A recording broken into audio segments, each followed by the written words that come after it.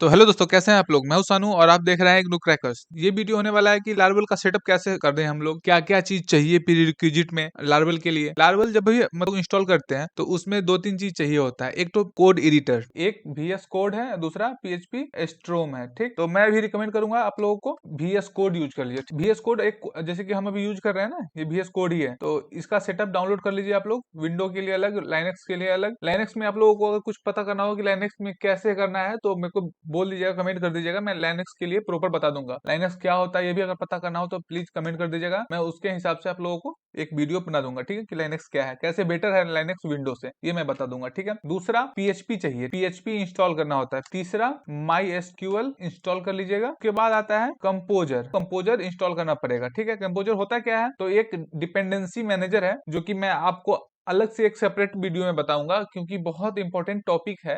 Interview में बराबर पूछा जा रहा है कि कंपोजर होता क्या है। तो कंपोजर के बारे में अभी मैं जो वीडियो का टाइटल है इनिशियल सेटअप फॉर कंपोजर या इनिशियल सेटअप फॉर लार्वल बोल सकते हो। अगर थोड़ा लेंदी लग रहा है कि PHP अलग से इंस्टॉल करे, MySQL अलग से इंस्टॉल करे, स्टेप 2 और स्टेप 3 दोनों नहीं कीजिएगा, अलग से सेपरेट मत कीजिए। आप जैम सर्च कर लीजिएगा, PHP इंस्टॉल कीजिएगा आप आके यहाँ से। तो नॉर्मल php.net करके आ रहा है, यहाँ पे आपको डाउनलोड में जाइएगा। करंट चल रहा है 8.2.12। मैंने बोला MySQL डाउनलोड करना है, आप लोग कर सकते हैं डाउनलोड। लेकिन मैं एक और आसान तरीका आप लोगों को बताऊंगा जो कि जैम्प होता है। जैम्प क्या होता है कि इसमें अपाची सर्वर भी मिल जाएगा, PHP में भी मिल जाएगा इनबिल्ट, और डेटाबेस के लिए भी MySQL भी मिल जाएगा, MariaDB। जो लाइनेक्स वाले हैं वो लाइनेक्स वाला इंस्टॉल कीजिए, जो मैक OS वाले हैं वो मैक OS वाला इंस्टॉल कीजिए, और जो विंडो वाले हैं वो ये विंडो का साइन जो है इस पे क्लिक करके इंस्टॉल कर सकते हैं। इंस्टॉलेशन में कोई इशू आए तो आप लोग कमेंट कीजिएगा, तो मैं इसको इंस्टॉलेशन को स्किप करता हूँ। अगर विंडो में है आप लोग तो प्रॉपर स्टेप बाय स्टेप आपको पता है डाउनलोड करने के बाद यहाँ पे डाउनलोड क्लिक कर दीजिएगा। तो अभी मेरे पास हो चुका है डाउनलोड, इसलिए मैं इसको स्टॉप कर देता हूँ। अब होता कैसा है जैम्प, जो मैं दिखा देता हूँ एक बार। जैम्प में आपको अपाची एक सर्वर होता है वो मिल जाता है, MySQL डेटाबेस के लिए हो जाता है। आप यहाँ से आके डायरेक्ट स्टार्ट कर सकते हो। आप यहाँ पे स्टार्ट कर दीजिएगा तो स्टार्ट हो जाएगा। ठीक है, तो ज्यादा इजी रहेगा, तो आपको PHP अलग से इंस्टॉल करने का जरूरत नहीं पड़ेगा। तो जैसा कि मैंने बताया कि जैम्प अगर आप लोग इंस्टॉल कर लीजिएगा तो PHP का और सेटअप और MySQL का सेटअप जो कि बहुत लेंदी होता है उतना करने का जरूरत नहीं पड़ेगा। प्रेफरेबल क्या है, जैम्प। जैम्प आप लोग इंस्टॉल कर लीजिएगा। उसके बाद कंपोजर इंस्टॉल कर लीजिएगा। तो आगे बता दूंगा, एक डिपेंडेंसी इंजेक्शन होता है जो कि लार्वल इंस्टॉल करने के लिए, लार्वल में पैकेज जो इंस्टॉल होता है ना, उसमें बहुत ज्यादा हेल्पफुल होता है। ये है कंपोजर। यहाँ से आप लोग कंपोजर को इंस्टॉल कर सकते हैं। डाउनलोड पे क्लिक कीजिएगा कंपोजर पे जाके, ये पहला कमांड, दूसरा कमांड, और ये सेटअप करने के लिए तीसरा। और अगर पहले से इंस्टॉल होगा तो अनलिंक कर देगा उसको आपका कंपोजर को। कमांड यूज कर लीजिएगा आप लोग कमांड प्रॉम्प्ट में जाके। ठीक है, नॉर्मली यही होता है कंपोजर। कंपोजर इंस्टॉल करने के बाद आप लार्वल का प्रोजेक्ट कैसे बनाइएगा देख लीजिए। मैं डेस्कटॉप पे फोल्डर बना देता हूँ,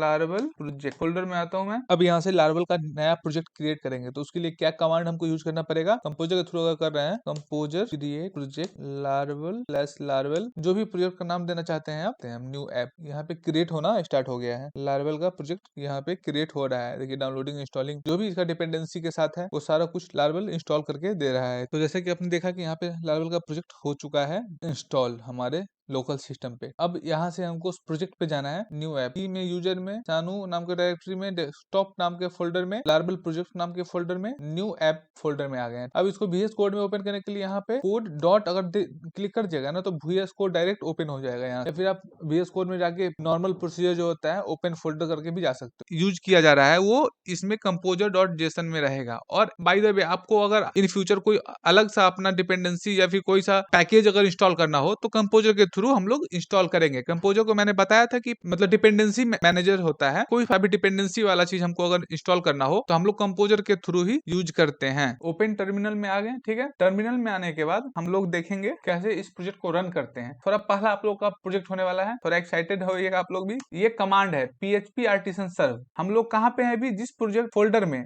न्यू ऐप जो मैंने बताया था उसके अंदर में आके PHP आर्टिसन सर्व कर देना है और हिट एंटर करना है। तो ये एक URL बना के दे रहा है। आप लोग इस URL को कॉपी कीजिए और उसका URL को पेस्ट कर दीजिए। ठीक है, तो बूम, ये रहा आप लोग का लार्वल का पहला प्रोजेक्ट। ये लार्वल का प्रोजेक्ट रन हो चुका है लोकल पे आप लोगों के। तो इसी में जैसे कि आप लोग आगे बनाइएगा तो जैसे कि मान लीजिए होम पेज बनाइएगा तो होम डालना पड़ेगा। कोई डैशबोर्ड बनाना है तो डैशबोर्ड रहता है। जैसे कि देखिए कंपोजर में डाउनलोड था नहीं है, इसका कोई URL है कुछ, और उसके बाद स्लैश करके जो भी उसका राउट है वो बना हुआ। तो उसी तरीके से हम लोग अब ये पहला प्रोजेक्ट लार्वल का हम लोग का रन हो चुका है ये लोकल सर्वर पे। अब हम लोग थोड़ी देर के लिए इस टर्मिनल को हटा रहे हैं यहाँ से। अब थोड़ा मोड़ा थोड़ा आपको हम बता रहे हैं क्या क्या होता है, थोड़ा स्ट्रक्चर के बारे में। स्ट्रक्चर के बारे में मैं पूरा से एक वीडियो बनाऊंगा प्रॉपर डेडिकेटेड, बट अभी नॉर्मल एक मैं स्ट्रक्चर थोड़ा समझा दे रहा हूँ ताकि आप लोग आए हैं तो इतना स्ट्रक्चर देख के पहले ही ना भाग जाओ आप लोग कि नहीं भाई ये मेरे से संभव नहीं है। बहुत ईजी है। आपको देखिए कंपोजर डॉट जेसन का मैंने थोड़ा समझा दिया आपको, बस इसमें डिपेंडेंसी देखिएगा कि कौन सा चीज रिक्वायर्ड है हमारे लारावेल प्रोजेक्ट में, वो चीज यहाँ पे दिया होगा। ठीक है, जैसे गैजल पैकेज आता है, आप लोग आगे पढ़िएगा, सैंक्टम, टिंकर, फेकर है, देखिए फेकर, तो ये सब आप लोग यूज कर रहे हैं प्रोजेक्ट में, आपका डला हुआ है इसलिए है। और आप लोग जो भी नया डालिएगा पैकेज, एक्सटर्नल पैकेज, तो कंपोजर के थ्रू आप लोग इंस्टॉल कर सकते हैं। जो भी टॉपिक आप लोग को लगे कि थोड़ा ज्यादा ओवर जा रहा है माइंड से, प्लीज कमेंट कर दीजिएगा, मैं उस पर डेडिकेटेड वीडियो बना दूंगा। मैं नहीं चाहता हूँ कि किसी को इशू आए लारावेल सीखने में। खत्म होते के बाद आप लोग प्रोजेक्ट बनाइएगा, ठीक है। तो मैं उस लेवल पे आप लोग को पढ़ाने का कोशिश कर रहा हूँ, हिंदी में समझाने का कोशिश कर रहा हूँ, ताकि आप लोग को इशू ना आए। प्रोजेक्ट प्रॉपर बनाइए आप लोग, और अपने कॉलेज में जो भी आप रियल लाइफ में प्रॉपर प्रोजेक्ट खुद से बनाने का वो होता है ना, कैपेबिलिटी डेवलप कीजिए। तो ये रहा .env क्या होता है और .env.example क्या होता है, दोनों सेम ही होता है, कोई फर्क नहीं होता है। .env में आइए तो देखिए इसमें नेम है, लारावेल का नेम, इन्वायरमेंट की, ये की ना ऑटो जनरेट कर सकते हैं आप लोग। नॉर्मल अभी नया ऐप बना है तो उसमें ऑटो जनरेशन दिया हुआ है, आप खुद से भी जनरेट कर सकते हो। ठीक है, आगे बढ़ते हैं, ज्यादा इसमें कुछ जानने की जरूरत नहीं है, जितना आगे बढ़िएगा उतना ज्यादा जान जाइएगा। ठीक है, अभी आप लोग इस सेक्शन पे ध्यान दीजिए। डेटाबेस कनेक्शन माई एसक्यूएल है, डीबी होस्ट 127.0.0.1 लोकल होस्ट इसको बोल सकते हैं। लोकल होस्ट का ये आईपी एड्रेस होता है। पोर्ट कौन सा हम लोग को डेडिकेटेड पोर्ट मिला है डेटाबेस का, 3306। डेटाबेस का नाम इसमें डालना है लारावेल, और डेटाबेस का यूजर नेम क्या है, तो रूट, नॉर्मल रूट ही रहता है सबका, आप लोग भी रूट ही डालिएगा। ठीक है, जैसे कि मैंने बताया था जैम्प ऑन करने का, तो जैम्प ऑन करने के बाद ये मैं एक बार दिखा देता हूँ जैम्प ऑन करके। तो जैम्प का देखिए, जैम्प हम लोग स्टार्ट कर दे रहे हैं, अपाची माई एसक्यूएल दोनों स्टार्ट कर दिए हैं। देख रहे हैं स्टॉप का ऑप्शन आ गया, मतलब रनिंग है। क्रोम में आने के बाद हम यहाँ पे क्या करेंगे, नॉर्मल आप लोग को कुछ नहीं करना है, लोकल होस्ट में ये आ गया पीएचपी इन्फो, पीएचपी माई एडमिन, पीएचपी माई एडमिन पे क्लिक कीजिएगा तो यूआरएल क्या बन के आ रहा है, डेटाबेस ओपन हो गया, माई एसक्यूएल हमारा ओपन हो गया। तो इसी में हमको मान लीजिए कोई नया प्रोजेक्ट बनाना है, नया प्रोजेक्ट मैंने बनाया था टेस्ट के नाम से, तो न्यू टेस्ट क्रिएट कर दिया है। ठीक है, अब ये न्यू टेस्ट यहाँ से उठा लूंगा। अब VS कोड में आते हैं और डेटाबेस में नाम क्या डाले थे हम अभी, न्यू टेस्ट, जो वहां पे डाले हैं वही यहाँ पे डालेंगे। तो मेरा डेटाबेस का कनेक्शन भी हो गया। पासवर्ड मैंने कुछ नहीं डाला है, आप लोग देखे हैं, नॉर्मल सेटअप कीजिएगा आप लोग तो पासवर्ड कुछ नहीं डाला होता है। अगर जो लोग पर्टिकुलर अपना सेटअप किए हैं डेटाबेस का पासवर्ड डाले हैं तो उनको डालने का जरूरत पड़ेगा, यहाँ पे ब्लैंक छोड़ देना है। और डेटाबेस का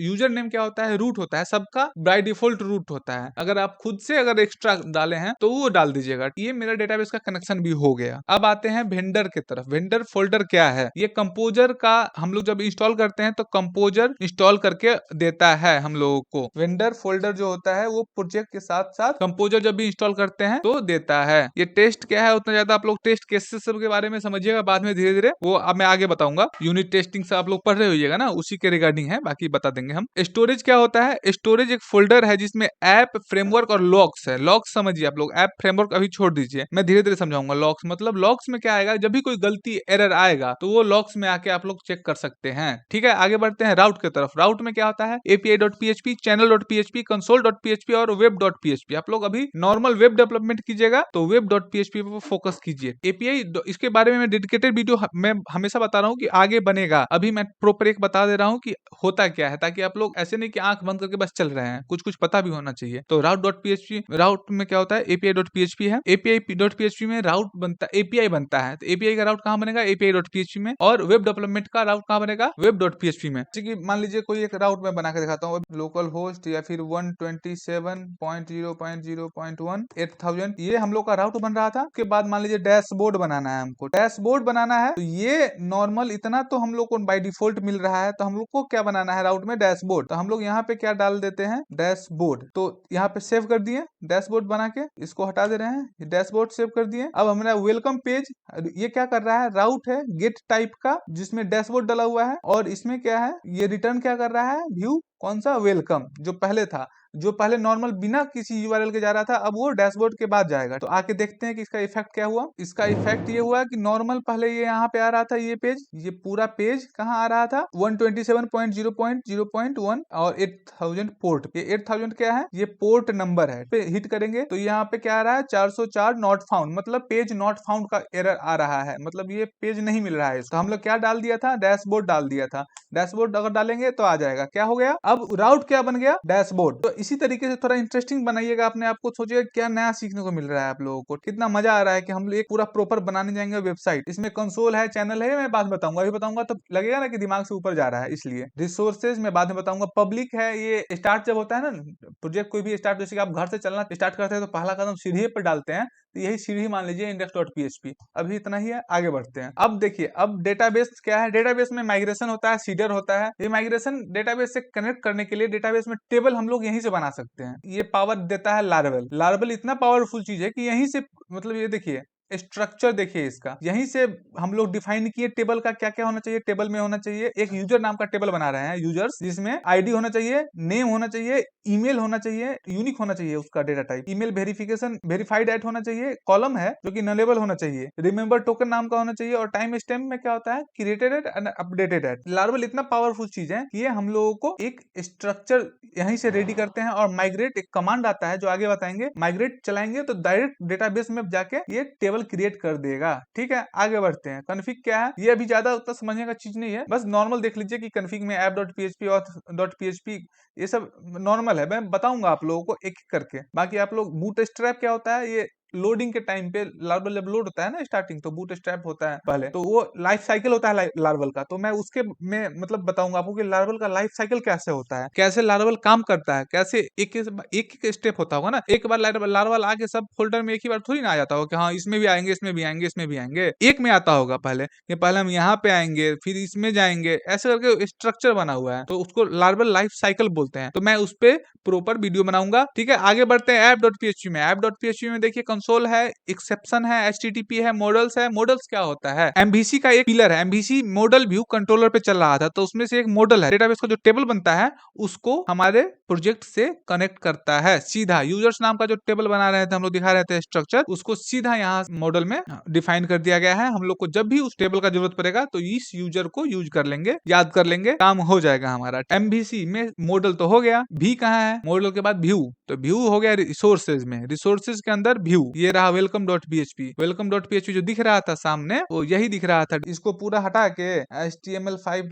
लगा के यहाँ पे हेलो सानू अगर डाल देंगे हम, अब वो जो पहले दिख रहा था उतना स्मार्ट वाला, वो अब क्या दिखेगा, नॉर्मल जो अभी दिख रहा था ये पूरा, क्योंकि उतना ज्यादा कोड था ना डिजाइनिंग किया हुआ। अब क्या हम उस पर लिख दिए थे हेलो सानू, क्या है यहाँ पे, हेलो सानू। तो आप लोग भी अपना अपना नाम लिख के देखिए, थोड़ा कितना मजा आता है। ठीक है, बहुत ज्यादा अमेजिंग वाला फील देता है ये। तो यही है एम भी, एम हो गया मॉडल, भी से व्यू, सी कंट्रोलर होता है। ऐप के अंदर आइए, HTTP के अंदर ये रहा कंट्रोलर। तो कंट्रोलर मतलब ये कंट्रोलर, नाम से समझ में आता है कि कोई हेवी आदमी को है जो कि कंट्रोल करता है। किसको कंट्रोल करता है, व्यू को कनेक्ट करता है डेटाबेस के टेबल से। तो व्यू में क्या दिखाना है, कैसे दिखाना है, जो भी लॉजिक होता है सो यहीं पे रहता है विद्यमान। तो इस वीडियो में इतना ही, तो तक के लिए थैंक यू, बाय बाय।